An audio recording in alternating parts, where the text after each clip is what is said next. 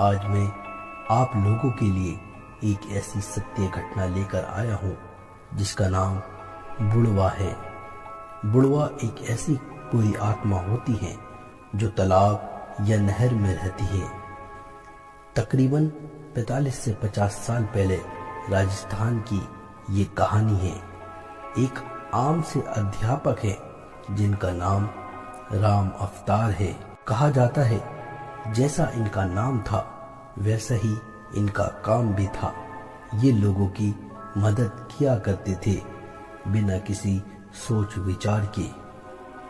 और एक इनका शिष्य था जो इनके बहुत करीब था। और उसी गांव में एक और शख्स रहा करता था जिसका नाम हामिद था। और हामिद भी लोगों की बहुत मदद किया करते थे।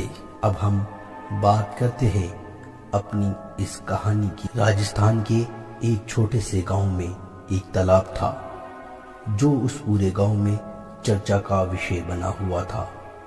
उस गांव के आसपास में जो बसे हुए गांव थे उनका भी यही मानना था कि उस गांव में जो तालाब है उस तालाब के अंदर एक बुरी आत्मा है जिसको बुढ़वा कहा जाता है।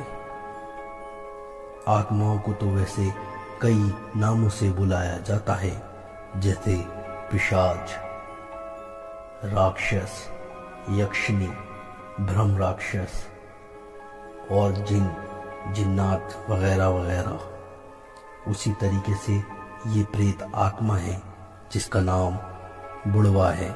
कहा जाता है जो कोई शख्स पानी में डूब के मर जाता है और उसकी आत्मा किसी काले साए के वश में हो जाती है तो वो बन जाती है बुढ़वा। बुढ़वा का यही काम होता है कि वो अपने शिकार को पानी में डुबा डुबा के बड़ी बेरहमी की मौत मारता है। अब आप लोग इस बात का अंदाजा तो लगा ही सकते हैं जिस गांव के लोगों को ये पता लग जाए कि इस तालाब में बुरी आत्मा रहती है तो उस गांव का क्या ही सोच विचार होगा।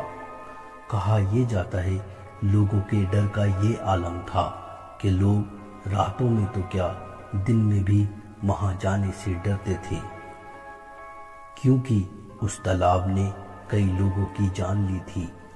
एक बार राम अवतार जो अपने छात्र के साथ स्कूल से अपने एक दोस्त के घर जा रहे थे, स्कूल और दोस्त के घर के बीच में वो तालाब पड़ता था जिसमें बुढ़वा रहता था।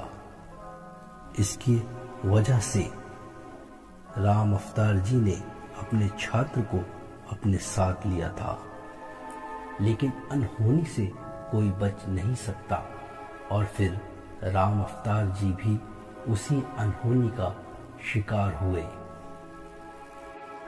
जब वो स्कूल से अपने मित्र की तरफ जा रहे थे तभी अचानक वो उस तालाब में गिर गए, लेकिन उन्हें कुछ नहीं हुआ। जब उन्होंने देखा कि उन्हें कुछ नहीं हुआ तो वो बहुत खुश हुए और इस खुशी में वो तालाब की तरफ और आगे चले गए, बजाय इसके कि वो जल्दी जल्दी तालाब से बाहर आ जाते। और फिर वही हुआ जिसका उस पूरे गांव को हर वक्त डर लगा रहता था। अध्यापक जी को महसूस हुआ कि उनका किसी ने पैर पकड़ लिया और वो अब धीरे धीरे उन्हें गहरे पानी की तरफ लेके जा रहा था। जब राम अवतार जी को इस बात का अज्ञात हुआ तो उन्होंने अपने छात्र की तरफ हाथ उठा के आवाज लगाई, मुझको बचा लो, मुझको बचा लो, कोई बुरा साया मुझे गहरे पानी की तरफ लेके जा रहा है। छात्र डर गया और वो बेचारा भी क्या कर सकता था। वो एक टकटकी बना के मास्टर जी को देखता रहा और कुछ ही देर में मास्टर जी पानी के अंदर डूब गए। पानी में बहुत ज्यादा हलचल थी और उसी वक्त हामिद भी वहां से गुजर रहे थे। उन्होंने देखा कि पानी में हलचल काफी ज्यादा है और एक बच्चा है जो पानी की तरफ देख के रो रहा है। वो समझ गए कि आज बुढ़वा ने कोई शिकार कर लिया। हामिद जल्दी से उस बच्चे के पास गए और कहा कि क्या हुआ है यहाँ। उसने सारी आप बीती हामिद को बता दी। धीरे धीरे ये बात गांव में एक आग की तरह फैल गई और सारे गांव वाले नहर की तरफ आ खड़े हुए। अब लोग ये सोच रहे थे कि किस तरीके से मास्टर जी को ढूंढा जाए, क्योंकि सब डर रहे थे कहीं वो पानी में उतरे और उनका भी शिकार ना हो जाए। इतने में गांव के जो बड़े सरपंच थे उन्होंने बताया कि बुढ़वा कभी भी भीड़ में शिकार नहीं करता। वो एक या एक से दो लोगों को अपना शिकार बनाता है। आप लोगों को चाहिए कि आप लोग सब एक साथ पानी में कूदे।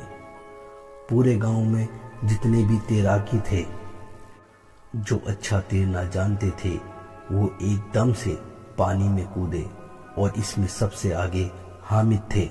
सब लोग एक साथ पानी में कूदे, जिसमें हामिद सबसे आगे थे। और सब लोग कभी पानी के नीचे जाते, कभी पानी के ऊपर आते, लेकिन उन्हें मास्टर जी का शव कहीं से कहीं तक नहीं मिलता। इसी दौरान हामिद तालाब के बीचों बीच पहुंच जाते हैं और वो एक गहरी डुबकी पानी के अंदर लगाते हैं और बाहर आके एकदम चिल्लाते हैं कि मास्टर जी यहाँ पे हैं, अध्यापक यहाँ पे हैं, आओ चलो उन्हें निकालते हैं। 8-10 लोग का एक ग्रुप नहर के बीचों बीच कूदता है और मास्टर जी को जाके देखता है।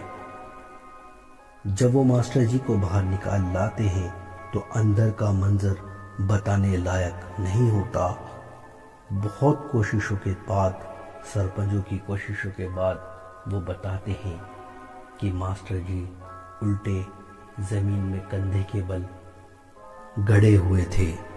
जब उनका हमने शव खींचा तो आप देख ही सकते हैं कि उनका सर उनके धड़ से अलग था और मास्टर जी का सर हमने काफी देर तक ढूंढा, लेकिन उनका सर नहीं मिला।